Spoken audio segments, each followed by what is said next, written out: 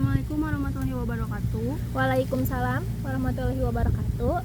Selamat datang di podcast edukasi anak usia dini. Saya Sabila akan memandu pembincangan pada episode kali ini. Hari ini kita akan membahas topik yang sangat penting, yaitu literasi pada anak usia dini. Telah hadir bersama saya narasumber kita, Saudara Lucy, mahasiswa jurusan pendidikan anak usia dini yang aktif dalam berbagai kegiatan literasi anak. Selamat datang Lucy, bagaimana kabarmu hari ini? Alhamdulillah, saya dalam keadaan baik. Terima kasih sudah mengundang saya. Senang sekali bisa berbincang denganmu. Baiklah, kita langsung saja ke pembahasan utama. Bisa kamu jelaskan terlebih dahulu apa yang dimaksud dengan literasi anak usia dini? Tentu saja. Literasi anak usia dini merupakan kemampuan dasar anak dalam berbahasa yang mencangkup kemampuan mendengar, berbicara, memahami, serta mulai mengenal simbol-simbol tulisan seperti huruf dan angka. Literasi bukan hanya tentang membaca dan menulis, tetapi juga tentang bagaimana anak mengekspresikan diri dan berkomunikasi secara efektif. Oh, jadi literasi mencangkup banyak aspek ya, tidak hanya membaca buku. Betul sekali, literasi mencakup seluruh kemampuan komunikasi anak. Misalnya, ketika anak mendengar cerita dari guru, mampu menceritakannya kembali dengan bahasa mereka sendiri. Itu sudah termasuk dalam proses pengembangan literasi. Apakah kegiatan bermain juga dapat mendukung proses literasi anak? Ya, tentu saja. Bermain adalah metode pembelajaran yang paling alami bagi anak usia dini. Dalam bermain, anak bisa belajar mengenal kata, memahami instruksi, menyampaikan ide, bahkan mulai tertarik pada membaca. Misalnya, melalui permainan peran atau bermain dengan buku gambar, anak belajar memahami bahasa dan konsep secara menyenangkan. Lalu menurut Lucy sendiri, bagaimana peran guru dalam menumbuhkan literasi pada anak usia dini? Guru memiliki peran yang sangat penting. Guru tidak hanya sebagai penyampai materi, tetapi juga sebagai fasilitator dan pendamping. Guru perlu menciptakan lingkungan yang mendukung perkembangan bahasa anak, menyediakan media yang sesuai secara membiasakan anak untuk aktif bicara, bertanya, dan menanggapi. Guru juga bisa memahami tahapan perkembangan anak agar mendekatkan yang digunakan sesuai dan efektif. Sangat menarik. Terakhir, apakah ada pesan yang ingin Lucy sampaikan kepada calon guru PAUD? Tentu. Bagi para calon pendidik PAUD, saya ingin menyampaikan bahwa membangun literasi anak usia dini adalah fondasi bagi kesuksesan belajar anak di masa depan. Maka, jadilah pendidik yang kreatif, sabar, dan selalu siap menyesuaikan metode pembelajaran dengan kebutuhan anak. Literasi adalah bagian dari kehidupan sehari-hari anak, bukan hanya kegiatan akademik.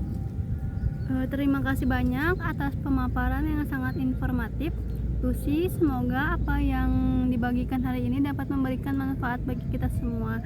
Sampai jumpa di episode berikutnya. Wassalamualaikum warahmatullahi wabarakatuh. Assalamualaikum warahmatullahi wabarakatuh. Waalaikumsalam warahmatullahi wabarakatuh. Selamat datang di podcast edukasi anak usia dini. Saya Lucy Mulyani akan memandu perbincangan pada episode hari ini. Hari ini kita akan membahas topik yang sangat penting, yaitu literasi pada anak usia dini. Telah hadir bersama saya narasumber kita, Saudara Sabila, mahasiswa jurusan pendidikan anak usia dini yang aktif dalam berbagai kegiatan literasi anak. Selamat datang. Sabila, bagaimana hari ini kabarmu? Alhamdulillah, saya dalam keadaan baik dan terima kasih sudah mengundang saya. Senang sekali bisa berbicara denganmu. Baik, kita langsung saja ke pembahasan utama. Bisa kamu jelaskan terlebih dahulu apa yang dimaksud dengan literasi anak usia dini? Tentu saja literasi anak usia dini merupakan kemampuan dasar anak dalam berbahasa yang mencangkup kemampuan mendengarkan, berbicara, memahami makna, serta mulai mengenali simbol-simbol tertulis seperti huruf dan angka. Literasi bukan hanya tentang membaca dan menulis, tetapi juga tentang bagaimana mengekspresikan diri dan berkomunikasi secara efektif. Oh, jadi literasi itu mencangkup banyak aspek, tidak hanya membaca buku ya? Betul sekali, literasi mencakup seluruh kemampuan komunikasi anak. Misalnya ketika anak mendengarkan cerita dari guru dan mampu menceritakan kembali dengan bahasa mereka sendiri, itu sudah termasuk dalam proses pengembangan literasi. Apakah kegiatan bermain juga dapat mendukung proses literasi anak? Ya, tentu saja bermain adalah metode pembelajaran yang paling alami bagi anak usia dini. Dalam bermain, anak bisa belajar mengenali kata, memahami instruksi, menyampaikan ide, bahkan mulai tertarik pada bacaan, misalnya melalui permainan, peran, atau bermain dengan buku bergambar. Anak belajar memahami bahasa dan konsep secara menyenangkan. Lalu menurut Sabila sendiri, bagaimana peran guru dalam menumbuhkan literasi pada anak usia dini? Guru memiliki peran yang sangat penting. Guru tidak hanya sebagai penyampaian materi, tetapi juga sebagai fasilitator dan pendamping.